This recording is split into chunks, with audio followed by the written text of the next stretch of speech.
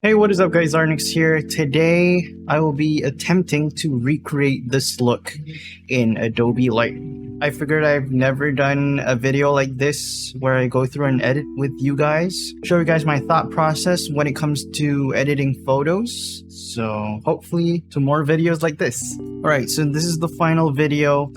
I keep saying video because I normally edit videos. God. Now this is the final look that we're trying to achieve here. Now this look, I edited this myself in Adobe Lightroom. This is not a preset or anything, which is kind of cool. I'm really impressed. So I have duplicated this photo so that we have a fresh, clean start to work with. This is the original photo taken on my Sony a6400, and we'll start. All right, when it comes to editing photos, there's always two parts to my process. First is correcting the lighting, and second is the style or colors that I want to go for, or you could say like the vibe that I'm trying to achieve. Now, first one is correcting the lighting. This concerns with, the shadows and the highlights. Is it too bright, too dark, so that it looks good? Now, if we open up the editing tab here, there's a light tab, and this is what I basically mean.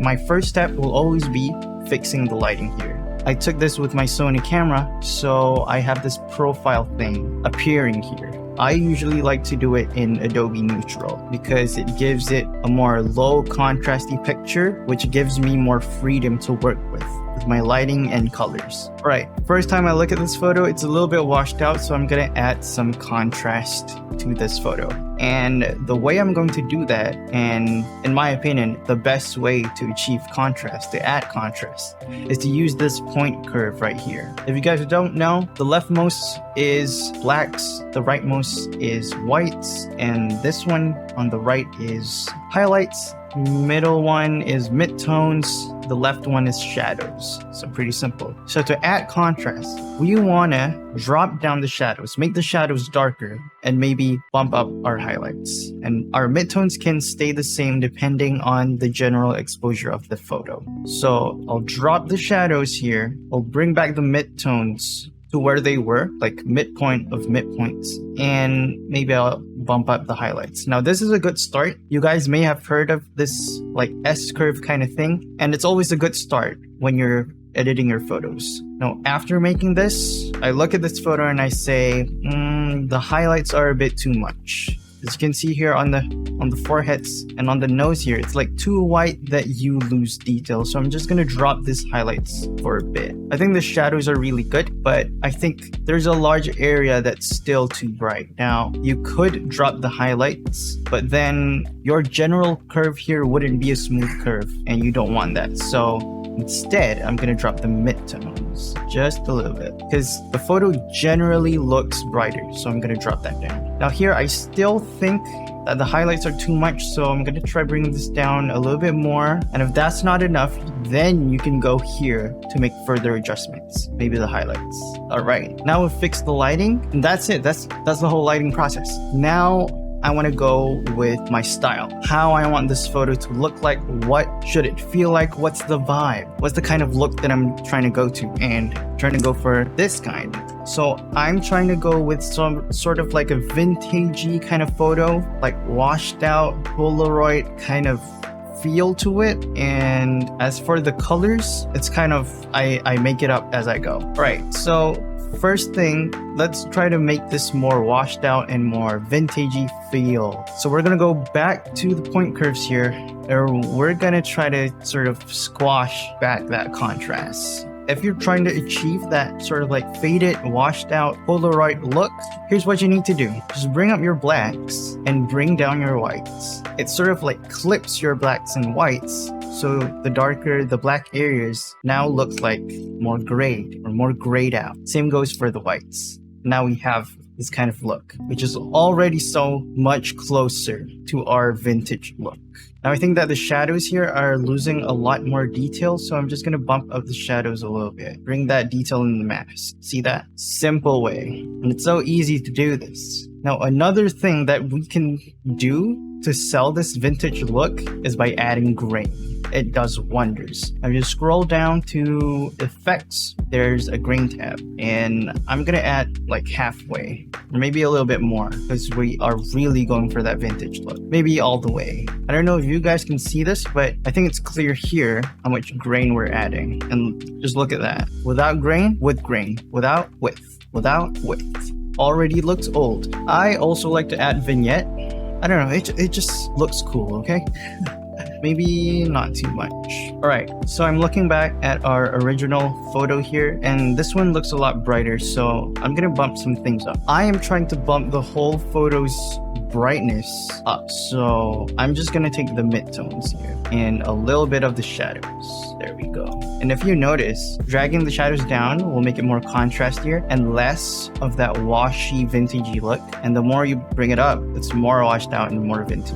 Just so you know. Depends on what you like and what you don't. All right, next up is the colors.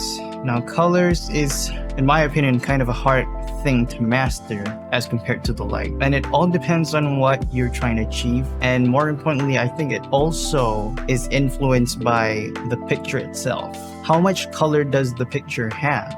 Is it a colorful picture with like greens and blues and orange and red, or is it like a more monotone or two-tone picture? Now, this original picture doesn't have a lot of color. It has some sort of brown and red and a bit of pink purpley, which I find easier to edit because there's less colors that you need to take care of, and it gives you more direction into what you can style this into. If you have a lot of colors, it might be hard because you have to watch out for those colors. Like if you're trying to achieve a picture that is mainly orange and blue and you have a lot of greens and purples, it can be hard. You can choose to drop down all the greens or make the greens more orange, but it might end up with something you don't like or like. So it's kind of hard. So in this case, I think it's pretty easy. There's not a lot of colors and we can nail a specific style for this. So now the easiest way to add color to your general picture is through the color grading tab here. And I normally play with shadows and highlights. Shadows would be one color and highlights would be another color. A good start would be two colors that are opposite each other. For example, you can make your shadows blue, which is kind of common in movies. And then you can make your highlights the opposite of blue, which is orange. And by opposite, I mean opposite ends of the color blue. So blue is on this end, and what's the direct opposite of it?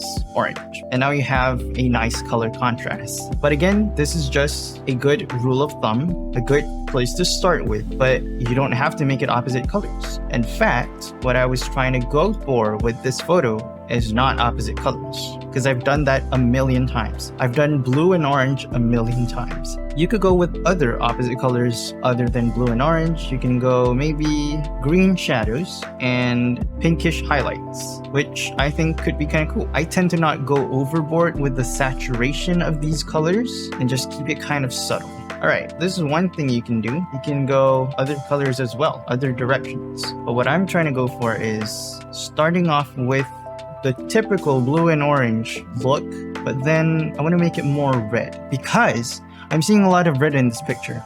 I'm seeing a lot of red in her eyeshadow, in her eyes, and also in the background, like this part. I think there's a lot of red in there. So I think if we play with those colors, it could look nice. And red and blue is kind of nice to me. It's not really, it's like Spider-Man. Spider-Man is red and blue, which is kind of cool. And so I'm gonna make this orange red instead. It's not opposite of blue, but it's beside the opposite of blue, which can look nice. And I'd say we're pretty close to our final picture. So I think there's a little bit more change to this. Maybe bump up the color in the highlights and a bit in the shadows. And I'm gonna enable lens correction and remove chromatic aberration because I think that's what I did. And I'm just gonna make this a tad more brighter.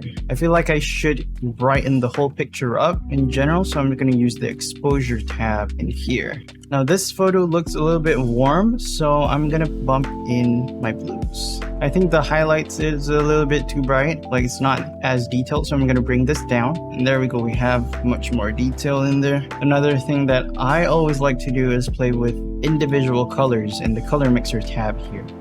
This gives you more control into what or which colors you want in your photo. So since I'm going for a red and bluish look, I'm gonna bump up my reds here. And just look at that. I mean, not this, but like this. Now here's a tip. If you want to know what color something is, like what color is her eyeshadow in this picture, try to make a guess. I'm guessing it's red, and turn the saturation all the way down. And if it's grayed out, then you know it's red. To feel the presence of something, you must feel its absence. That's how you know it's there. So her eyes are red, and I really want those to pop, so I'm gonna bump this up. Now be aware, you should not bump this all the way up, or to the point where there is significant and obvious color separation here, as you can see. Just be cool with it, all right? Not too much. And another way to avoid this color separation is to also bump up other neighboring colors, like orange, for example. This is a neighbor to red, and the other neighbor would be, can you see that? Pink is close to where red is. So I'm gonna bump these up too. And purple, I kind of want purple as well in this photo, not too much. And blues, yeah, but not too much. This is too much. Just look at this. There's like obvious color separation here. It doesn't blend well. So I'm gonna drop that down. Now, if there was green in this picture and I don't like it, or you don't like it, we'll bump the saturation down. But again, not to a point where there is obvious color separation. You can also change the hue of a color you don't like. Say you don't like green in the picture, so make it to a color that you want. Maybe you don't want green, but you want orange, so bring this hue to the orange side. Make it look more orange. So that way you're not tearing away colors, you're sort of transforming one into another. Oh, actually, I forgot one thing, which is this here. Color temperature and tint.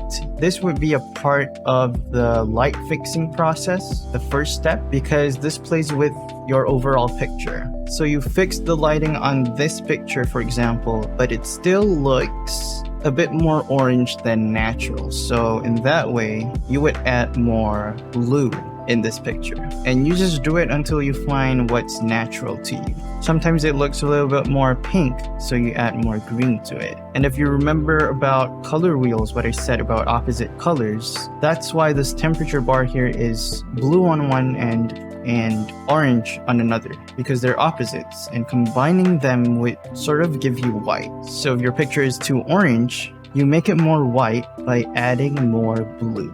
If it's too green, you make it more whitey by adding more pinky. That's how it works. You first make it look natural as a whole, and then add your colors, add your style. All right, and here we are. This is what we made in today's video. Here's a before and after. Whoa, I think that's a cool look. I don't usually do looks like this, and I think it's pretty cool. Alright guys, let me know what you guys think of this video. If you guys learned a lot in this video, let me know in the comment section below. Let me know if you like this kind of look. If you're trying to look for ways to recreate this look yourself, let me know. And I hope this video helps you in that. If you think there are tips and tricks for me as a photo editor, be sure to leave some in the comments below. I'd like to learn as well. I like to think of this video or channel to be a place where I teach what I know, but also as a place where I learn things that I didn't know yet. And I think we pretty much had fun today editing this video. Photo. God, I keep saying video. Alright guys, hopefully I will make more of these videos. If I find photos that I really like this one, I'll probably make a photo editing video on that. Other than that, I'll see you guys in the next video.